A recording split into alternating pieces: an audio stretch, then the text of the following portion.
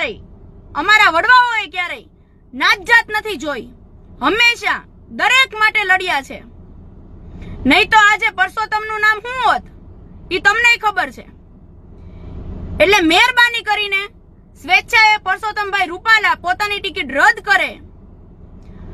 નહીં તો અમને મળતા પણ આવડે છે, એવી રીતે અમને મારતા પણ આવડે છે. તો હેલો મિત્રો નમસ્કાર. તો આપણે વિડીયો લઈને આવી ગયા છીએ. તો આપણે વિડીયો વિશે વાત કરવાના છીએ. તો હાલ તમે જોઈ શકો આ બેનનો સોશિયલ મીડિયા પર ખૂબ જ આ વિડીયો વાયરલ થઈ રહ્યો છે દોસ્તો. આ બેને ખુલ્લે આમ પરસોત્તમ રૂપાલાને ધમકી આપી છે દોસ્તો. તો આના વિશે આપણે વાત કરવા જઈ રહ્યા છીએ.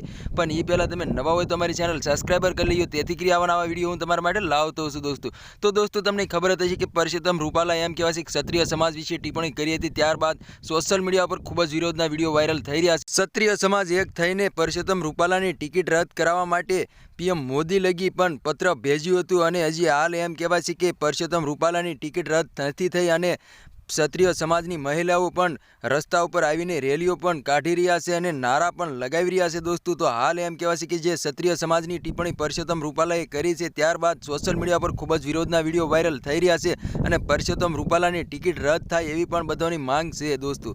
તો દોસ્તો તમને ખબર હતી કે આ બેનનો સોશિયલ મીડિયા પર ખૂબ જ વિડીયો વાયરલ થઈ રહ્યો છે. આ બેન એવું બોલી રહ્યા છે કે જો પરસોત્તમ રૂપાલાની ટિકિટ રદ નહીં થાય તો અમને મરતા પણ આવડે છે અને અમને મારતા પણ આવડે છે. તો હાલ એમ કહેવાય છે કે આ બેનનો સોશિયલ મીડિયા પર ખૂબ જ વિડીયો વાયરલ થઈ રહ્યો છે.